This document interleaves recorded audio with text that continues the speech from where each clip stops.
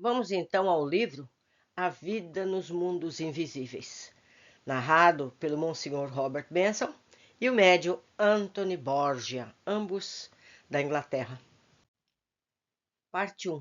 Além desta vida. Minha vida na Terra. Diz ele: quem realmente sou não importa, quem fui, menos ainda. Não trazemos nossas posições terrestres conosco para o mundo espiritual. Minha importância na Terra deixei para trás. Meu valor espiritual é o que conta agora, o qual, meu bom amigo, está bem abaixo do que deveria ser e do que poderia ter sido. Isso é o que tenho sobre o que sou. Quanto ao que eu fui, eu deveria dar alguns detalhes concernentes à minha atitude mental antes da minha passagem para cá, para o mundo dos espíritos. Minha vida na Terra não foi difícil, no sentido de que jamais passei por privações físicas, mas certamente foi uma vida de trabalho mental duro. Na minha juventude, fui enviado para a igreja, porque o misticismo da igreja atraía o meu senso místico. Os mistérios da religião, através de suas manifestações externas, de luzes, vestimentas, cerimônias, pareciam satisfazer meu apetite espiritual de uma maneira que nada mais faria. Havia mais, claro, que eu não entendia, e desde que vim para o mundo espiritual descobri que tais coisas não importam. Eram problemas religiosos levantados pela mentalidade humana e que não têm qualquer significância no amplo plano da vida. Naquela época, como muitos outros, eu acreditei em tudo isso de forma geral, sem um relance de entendimento, ou quase nenhum. Pensava e pregava de acordo com os meus ortodoxos livros e textos, e assim estabeleci para mim uma reputação. Quando contemplava um estado futuro de existência, pensava, e vagamente, sobre o que a igreja havia me ensinado sobre esse tema, que foi infinitesimalmente pouco e incorreto. Eu não percebia a proximidade dos dois mundos, o nosso e o seu, apesar de ter tido muita demonstração disso. As experiências secretas que tive, assim eu pensava que eram, eu as trouxe para cá, pela extensão das leis naturais, e devem ter sido consideradas como ocorrências incidentais, em vez de regulares, dadas como raras, em vez de repetidas. O fato de eu ter sido um sacerdote não impediu que eu fosse visitado pelos que a igreja preferiu chamar de demônios, apesar de que, devo confessar, jamais vira estes qualquer coisa que remotamente me permitisse considerar como tal. Eu não alcançava o fato de que eu era o que chamado no plano terrestre um sensitivo, um psiquista, alguém dotado com o dom da vidência, apesar de que em grau limitado. Essa incursão da faculdade psíquica em minha vida sacerdotal eu achava que era consideravelmente perturbadora, já que entrava em conflito com a minha ortodoxia. Busquei aconselhamento sobre o fato entre os meus colegas, mas eles sabiam ainda menos do que eu, e eles apenas decidiram rezar por mim, para que esses, entre aspas, demônios pudessem ser afastados de mim.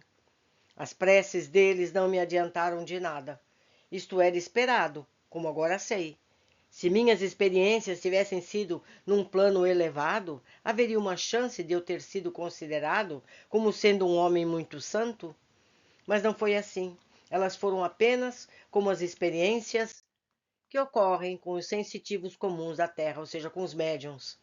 Como aconteceram com o sacerdote da Santa Igreja, foram encaradas como tentações do demônio.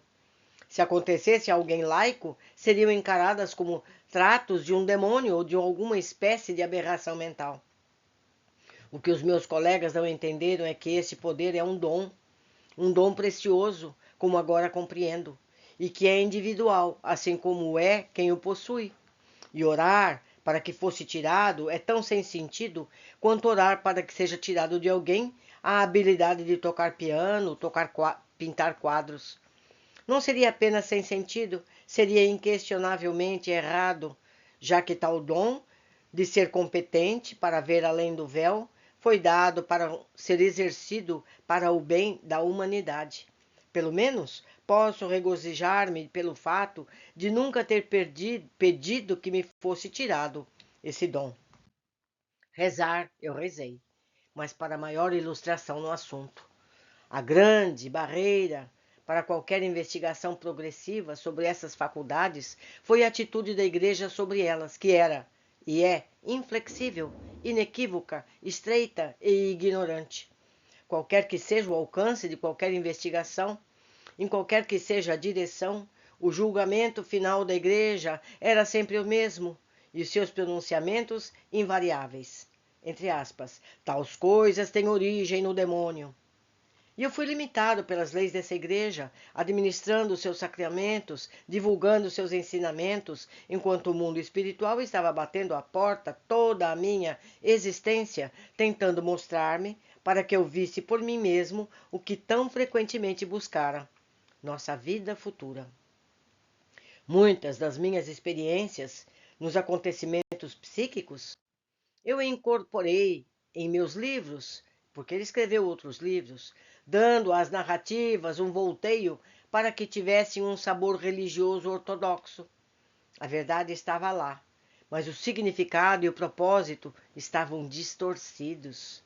Num trabalho mais amplo, senti que deveria proteger a Igreja contra os ataques daqueles que acreditavam na sobrevivência espiritual, na morte corporal, e que era possível ao mundo espiritual se comunicar com o mundo terreno. E naquele trabalho mais amplo eu descrevi o demônio, entre aspas, contra meu melhor julgamento, que eu realmente sabia ser nada mais do que o trabalho de leis naturais, além de inteiramente independente de qualquer religião ortodoxa e certamente de origem nada maligna.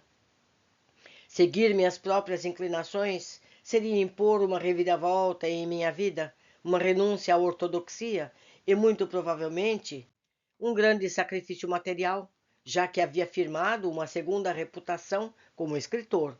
O que já havia escrito tornar-se-ia sem valor aos olhos dos meus leitores, e eu poderia ser visto como herético ou louco. A maior oportunidade da minha vida na Terra eu deixei passar assim. Quão grande foi aquela oportunidade, quão grande foi a minha perda e o remorso. Isso fiquei sabendo quando passei para este mundo, cujos habitantes já haviam visto tantas vezes e tantas ocasiões diferentes. A verdade estava ao meu alcance e eu a deixei escapar. Segui a igreja. Seus ensinamentos conseguiram se fixar bastante em mim. Vi milhares acreditando como eu acreditava e encorajei-me com isso, já que não podia pensar que pudessem estar todos errados. Tentei separar minha vida religiosa de minhas experiências psíquicas e lidar com elas como se não tivessem ligação uma coisa com a outra.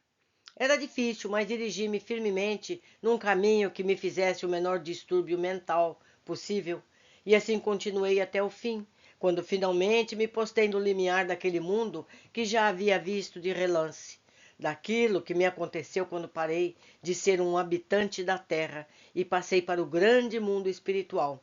Espero agora lhe dar alguns detalhes. Então, esse reverendo, esse monsenhor, viveu uma vida toda como médium, tentando disfarçar, tentando o apoio da igreja que não conseguiu, mas ele conseguiu sobreviver a toda essa pressão.